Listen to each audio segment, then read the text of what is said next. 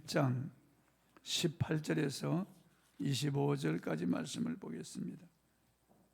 마태복음 1장 18절에서 25절까지 말씀을 보시겠습니다.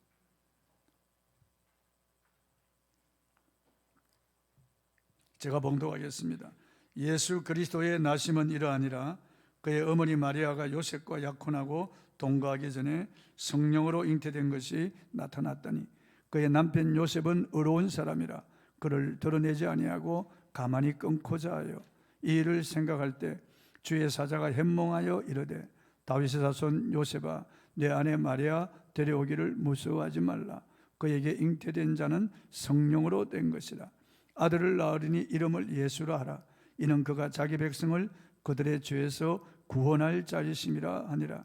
이 모든 일이 된 것은 주께서 선지자로 하신 말씀을 이루려 하심이니 이르시되 보라 처녀가 잉태하여 아들을 낳을 것이요 그의 이름은 임마누엘이라 하리라 하셨으니 이를 번역한즉 하나님이 우리와 함께 계시다 함이라.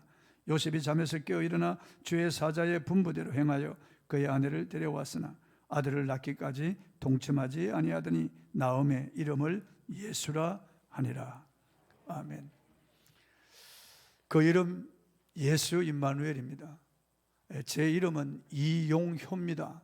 한문으로 하면 얼굴 용자, 효도 효자.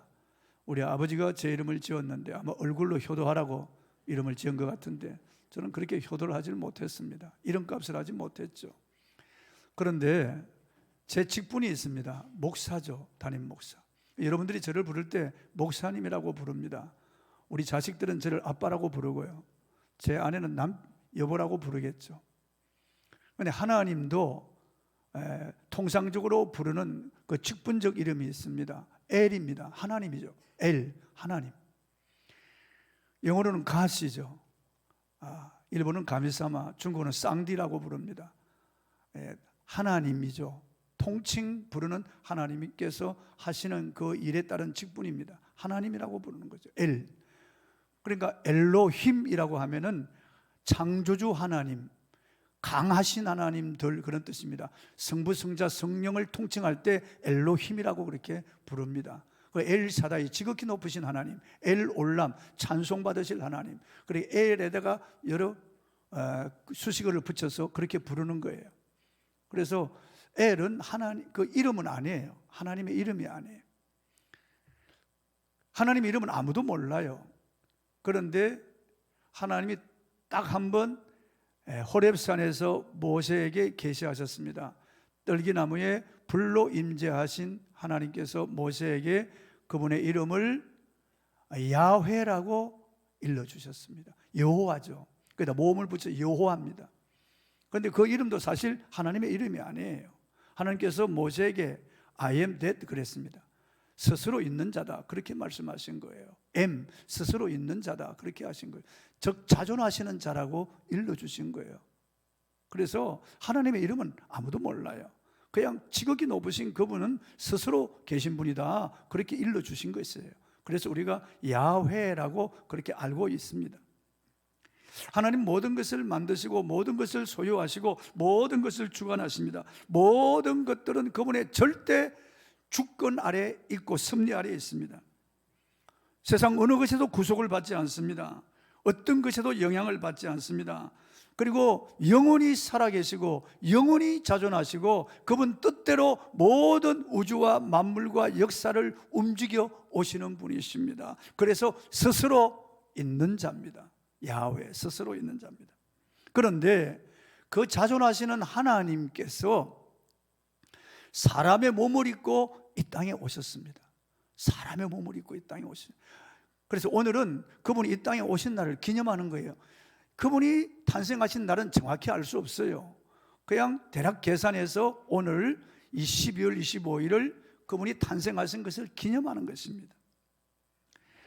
하늘의 하나님, 지극히 높으신 그 엘로힘께서 낮고 낮아지셔서 사람이 되어 이 땅에 오시려고 우리를 구원하시려고 처녀의 몸에 물방울로 잉태되어서 10개월 동안 그 몸에서 자라나시고 출산 과정을 거쳐서 이 땅에 탄생하신 것입니다. 그리고 우리와 똑같이 어린 아기로부터 유년기로 이렇게 자라나신 것입니다. 그분이 탄생하기 전에 지어주신 이름이 있습니다. 이 땅에 오신 성자 하나님의 이름은 예수입니다. 본문 18절입니다. 한번 읽어보겠습니다. 예수 그리스도의 나심은 이러하니라. 그의 어머니 마리아가 요셉과 약혼하고 동거하기 전에 성령으로 잉태된 것이 나타났더니, 요셉과 마리아는 서로 약혼한 사이입니다. 그러나 손 한 번 잡아보질 않았어요. 그 당시 그 가족끼리 서로 약조하고 약혼합니다. 그래도 결혼하기 전까지는 같이 만나질 않아요. 동침하질 않았습니다. 그러니까 요셉은 하나님께서 주신 현몸을 통해 마리아의 몸에 잉태된 아기가 성령으로 잉태된 특별한 아기라고 하는 사실을 안 후로는 아기를 낳기까지 동침하지 아니하였어요. 본문 25절 상반절입니다. 아들을 낳기까지 동침하지 아니하더니 그랬어요. 그러므로 요셉은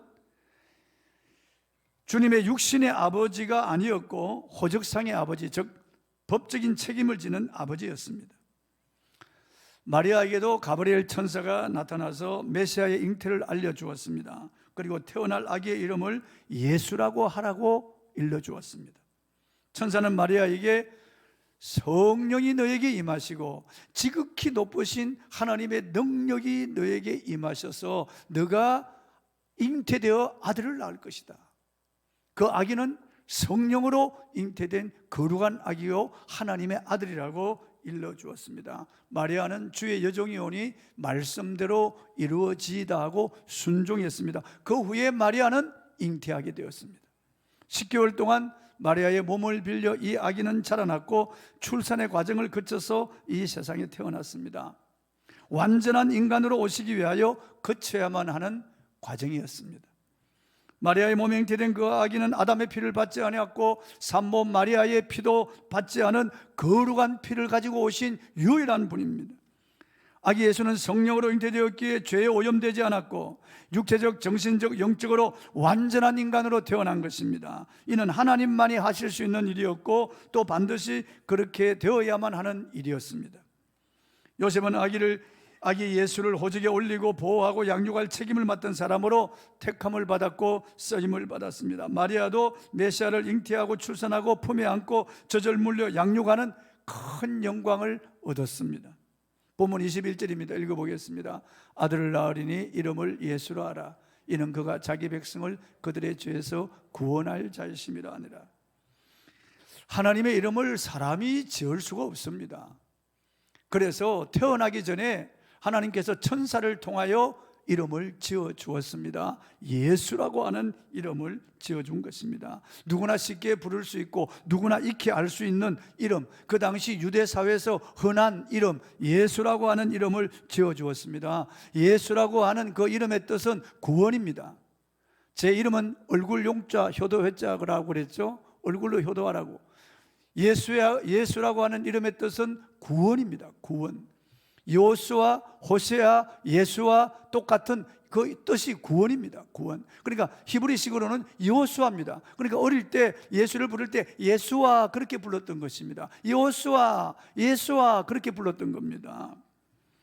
원래 태어나기 전에 메시아의 이름을 하나님께서 선지자를 통해서 지어주셨습니다. 700년 전 이사야를 통해서 지어주신 이름은 임마누엘입니다. 그런데 왜 임마누엘이라고 하지 않고 하나님이 다른 이름 예수라고 하는 이름을 지어주셨을까요? 임마누엘이라고 하는 이름을 지어주었다면 그 당시 놀림과 조롱과 그리고 박해를 받을 수밖에 없었던 것입니다. 왜냐하면 임마누엘은 하나님이 사람이 되어 우리 가운데 계시다 그런 뜻이거든요. 그러니까 그 아이를 하나님이라고 그렇게 부르도록 되어 있는 이름이 임마누엘이에요. 그러니까 그 이름을 지어주지 않고 예수라고 하는 이름을 지어주었던 것입니다. 여러분 가운데 하시성을 가진 사람이 있는데 그가 아들을 낳았을 때 이름을 나님이라고 그렇게 지어줬다. 그래서 학교에 가서 그 아이를 하나님, 교회 와도 하나님 부르면 교회에서 이런 정말 그 놀림감이 되고 그리고 크게 그리고 고충을 당할 수밖에 없는 그런 이름이 되지 않겠어요? 주시성을 가진 분이 있는데 이름을 예수라고 지었다. 주 예수라고. 그러면 크게 놀림을 당할 것이고 또 박해받을 수밖에 없을 거예요. 그러니까 그런 이름을 임마누엘이라고 하는 이름을 지어주지 않고 예수라고 하는 이름을 지어줬습니다. 예수는 바로 흔한 이름이에요. 그냥 그 당시 유대 사회에 흔히 있는 그런 이름을 지어주어서 사람이 되신 하나님, 사람이신 예수, 그 이름을 지어준 겁니다.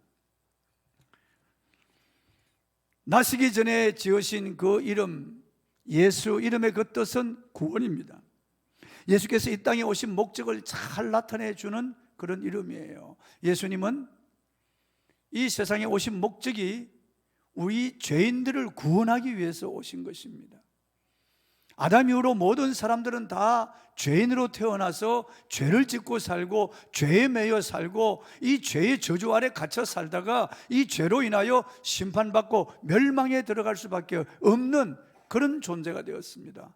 그래서 이 죄에서 아무도 구원받을 수가 없는 거예요. 이 죄를 없앨 수가 없고 이 죄에서 벗어날 수가 없는 거예요. 우리 인간은 잊어도 하나님 그분은 잊지 않으니까요. 모두 율법의 정죄를 받을 수밖에 없고 이 죄로 인하여 우리는 불과 유황으로 타는 못에 들어갈 수밖에 없는 그런 비참한 존재가 된 거예요. 그래서 우리 인간의 힘으로 노력으로 이 죄에서 벗어날 수가 없는 거예요. 지옥의 유황불에서 벗어날 수가 없는 거예요. 그래서 예수님이 이 땅에 오신 것은 이런 우리 스스로 구원받을 수 없기 때문에 어떤 종교를 신봉해도 안 되고 아무리 착하게 살아도 안 되고 아무리 착한 마음을 가져도 안 되고 그리고 도덕 윤리적으로 깨끗한 삶을 살아도 안 되는 거예요. 인간의 어떠한 노력으로도 죄에서 벗어날 수 없고 죽음에서 벗어날 수가 없는 거예요. 그리고 영원한 멸망에서 벗어날 수가 없는 거예요. 그래서 우리가 할 수 없기 때문에 하나님이 사람이 되어서 이 땅에 오신 거예요. 우리를 죄에서 구원하기 위하여 십자가 지시러 오신 거예요. 피 흘려 우리의 죄를 속죄하기 위하여 이 땅에 오신 거예요. 그 길만이 우리를 구원할 길이기 때문에 하나님이 사람이 되어서 이 땅에 오셨는데 그 이름도 구원이라고 그렇게 지어준 거예요. 구원이라고 지어준 거예요. 누가복음 19장 10절입니다. 읽어보겠습니다. 인자가 온 것은 잃어버린 자를 찾아 구원하려 함이라. 여러분, 이 세상에 불쌍한 사람들이 많지 않습니까? 구원받지 못한 사람은 너무나 불쌍하고 가련한 인생입니다. 고아도 불쌍하고 노숙자도 불쌍하고 중환자실에 누워있는 분들도 불쌍하고 요양병원에 누워서 신음하고 있는 어르신들도 불쌍합니다. 그러나 가장 불쌍한 인생은 구원받지 못한 인생이에요. 하나님으로부터 버림받은 인생이에요.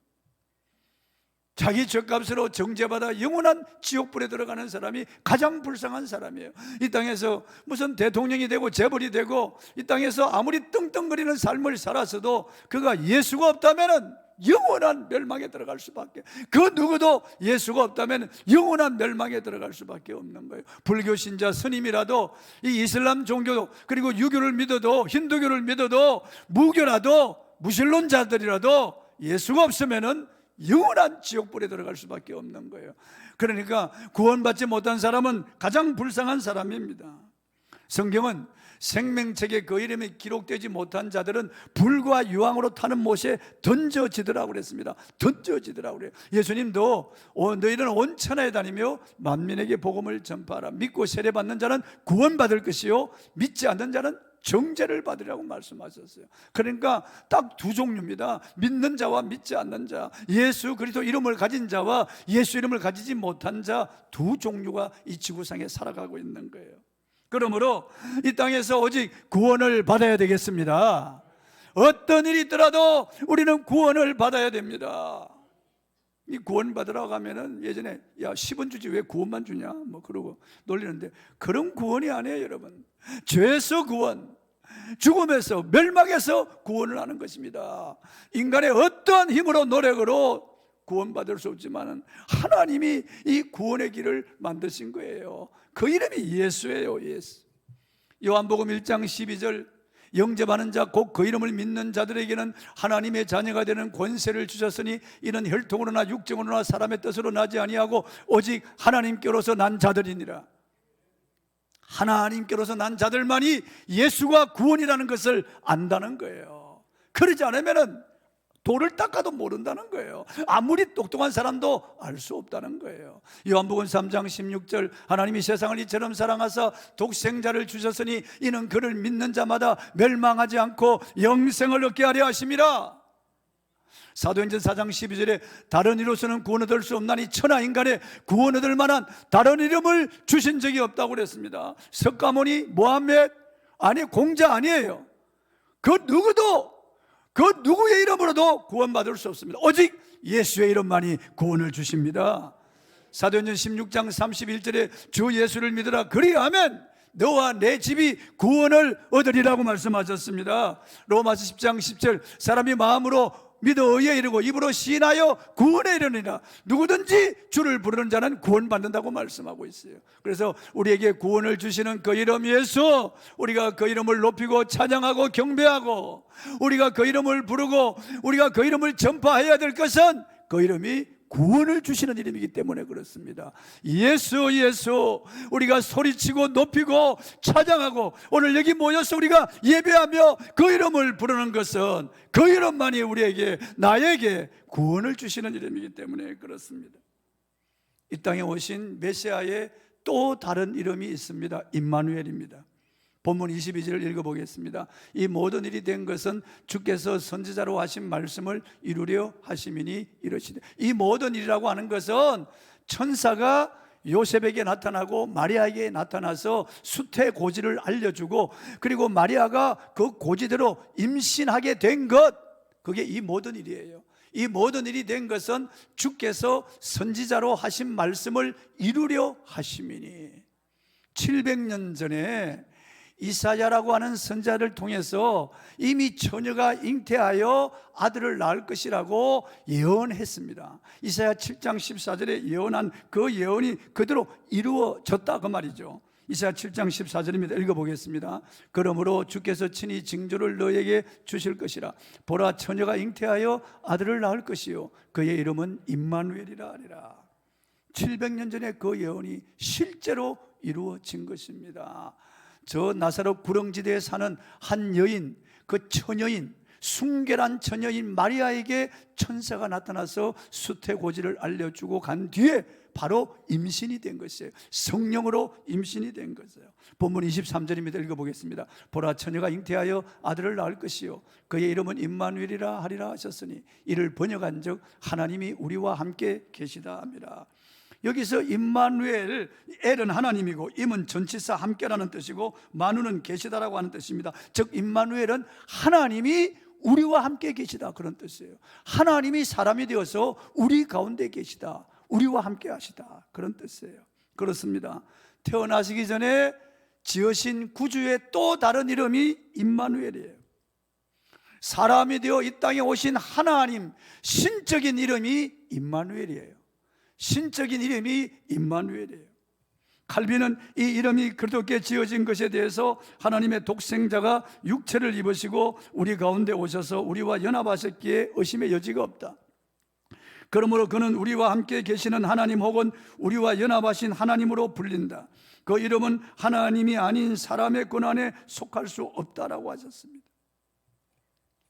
그 치존하신 하나님, 이 우주와 이 천지와 만물을 지으신 그 하나님, 그 전능하신 하나님, 그 하늘의 천군 천사가 경배하던 그 하나님, 그 찬란한 영광 중에 계신 그 하나님, 죄인들은 눈으로 볼 수 없는 그 하나님, 우리로 볼 수 없는, 가까이 갈 수도 없는 그 지존하신 그 하나님이 사람이 되어서 이 땅에 오셨다. 우리와 함께 하시도록 사람이 되어서 이 땅에 오셨다. 누구나 볼 수 있는, 누구나 그분과 교제할 수 있도록 사람이 되어서 이 땅에 오셨어요. 그 이름이 임마누엘이에요. 예수는 예수님의 인성에 대한 이름이고 임마누엘은 예수님의 신성에 대한 이름이에요. 요즘 혼자 사는 독신 세대가 늘어가고 있습니다. 그렇지만 사람은 결코 혼자서 살 수가 없습니다. 며칠 전 뉴스를 보니까 50, 60대 독신자들이 그 고독사로 죽어가는 그 비율이 점점 높아간다고 그러는 거예요. 몇 년 전에 혼자 살아가던 할머니 한 분이 매일 생수를 배달시켰습니다. 아무도 찾아주지 않는 그 외로운 단칸방에서 텔레비전만 보고 계시던 그 할머니, 그 할머니가 사람이 그리워서 생수를 배달시켜서 생수 배달하러 오는 그 사람 하루에 한 번 보는 거죠. 할머니가 고독사로 돌아가신 후에 그 사실이 알려지게 되었습니다. 참으로 외롭고 고독하게 살아가는 사람들이 많습니다. 혼자 쓸쓸하게 살아가는 사람들이 너무나 많습니다. 가족과 함께 있어도 외로움 속에 살아가는 사람들이 있습니다. 교회 와도 외로움을 타는 사람들이 있습니다. 남자도 외로움을 타는 사람들도 있습니다. 사람은 혼자 살도록 그렇게 창조되지 않았습니다. 함께 더불어 살도록 창조되다. 한문으로 사람인 자가 이렇게 서로 모여서 서로 도와주고 서로 격려하고 위로하고 세워주고 서로 교제하도록 그렇게 만들어진 존재라고 하는 것을 알려주고 있지 않습니까? 하나님이 사람을 창조할 때부터 독차하는 것이 하나님 보시기에 좋지 않았다는 거예요. 그래서 하와를 만들어서 부부가 되게 하시고 그리고 자녀를 생산하게 하시는 거예요. 그래서 서로 사랑하며 살도록, 서로 도와주고 살도록, 서로 위로하고 격려하며 살도록 그렇게 하나님이 사람을 지었었습니다. 그런데 사람의 위로는 한계가 있습니다. 사람이 도와주는 것은 한계가 있다고요. 부모가 자식을 도와주죠, 사랑하죠, 돌보기를 원하죠, 깊은 관심을 가지고 있습니다. 그러나 그 자식을 24시간 끝까지 지킬 수가 없는 거예요. 학교 가면은 그때는 내 손을 떨어지는 거죠. 그리고 점점 멀어지는 거죠. 부부간에도 마찬가지입니다. 서로가 서로를 도와주는 한계가 있는 거예요. 서로가 위로해 줄 수 있는 한계가 있는 것입니다. 대신 밥을 먹어줄 수 없고 대신 잠을 자줄 수 없고 대신 아파줄 수가 없습니다. 대신 죽어줄 수도 없는 것입니다. 마음의 깊은 고민을 이 대신 나눌 수가 없는 거예요. 그래서 하나님이 사람이 되어서 이 땅에 오신 거예요. 이 가련한 인생들을 도와주시려고 하나님이 오신 거예요. 돕기 위하여 우리 가운데 오신 분입니다. 우리 조상 아담과 하와가 하나님을 떠날 때 그때부터 우리는 두려움에 쌓여 우리는 버림받은 존재가 된 거예요. 멀리 멀리 갔더니 처량하고 고나여 슬프고 또 외로워 정처없이 다니니. 이게 우리 인생의 모습이에요. 하나님을 떠나 방황하는 우리 인생의 모습이에요. 이스라엘 백성들이 가장 불행할 때 하나님을 떠날 때예요. 그래서 하나님이 돌아오라고 호소하시는 거예요. 나를 가까이 하라고 하시는 거예요. 하나님은 그들을 가까이 하기를 원하시는데 그들이 하나님을 멀리 떠나는 거죠. 점점 멀어지는 거죠. 아담을 찾아오신 그 하나님, 노아를 찾아오신 그 하나님, 아브라함에게 당신을 알려주신 하나님, 모세를 만나주신 그 하나님, 다윗에게 계시하신 하나님, 성막에 오신 하나님, 성전에 오신 하나님, 이제는 사람의 몸을 입고 우리 가운데 오신 거예요. 친히 우리와 함께 하시는 거예요. 가장 친근하게, 가장 가까이 누구나 만날 수 있고 누구나 교제할 수 있는 그런 모습으로 우리 가운데 오신 거예요. 그분은 구원을 이루고 하늘로 올라가시고 그의 영을 보내셔서 우리 안에 계신 거예요. 우리와 함께 하시는 거예요. 임마누엘이 되신 거예요. 영원한 임마누엘이 되신 거예요. 이스라엘 백성들이 멀리 떠날 때, 하나님을 떠날 때 비참한 거예요. 하나님 없이 살아갈 때 비참한 거예요. 호세아 9장 12절에 내가 저희를 떠나는 때에 저희에게 화가 미치리로다.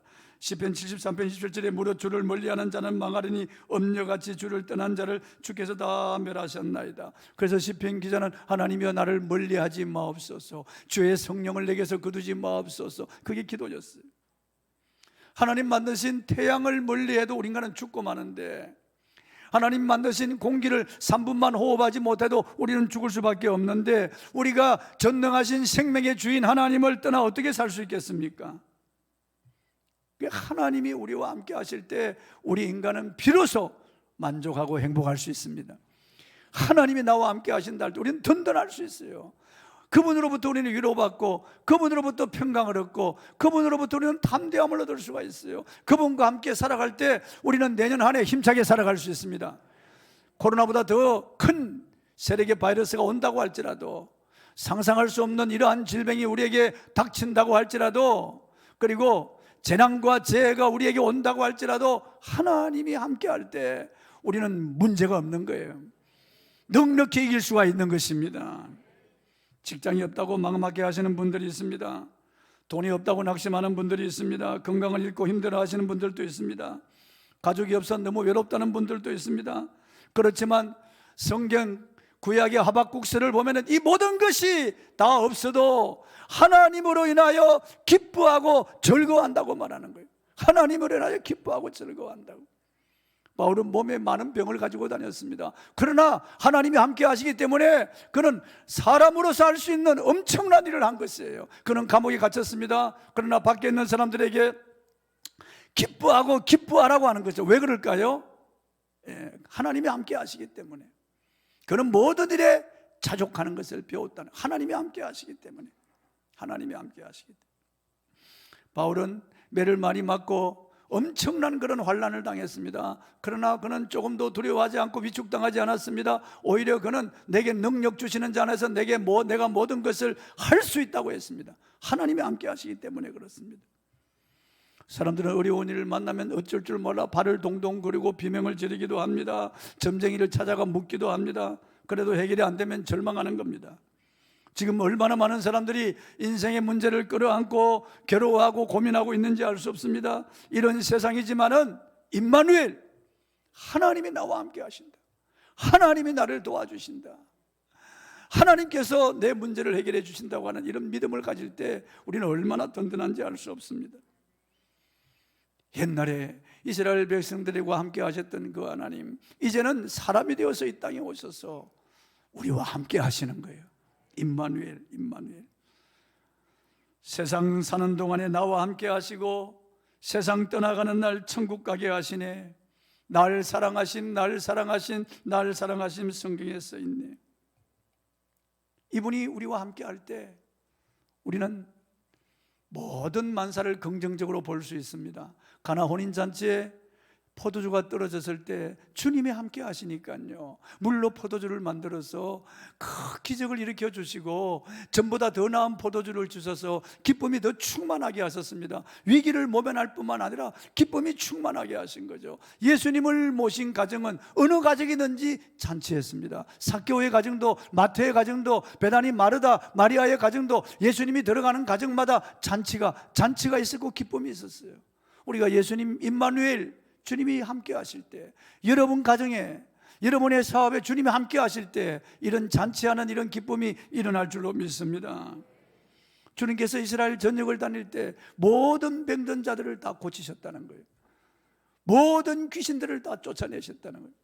기적을 일으켜 주셨어요. 이 기적의 하나님, 능력의 하나님이 임마누엘, 나와 함께 하시는 나의 하나님이 되는 것이에요.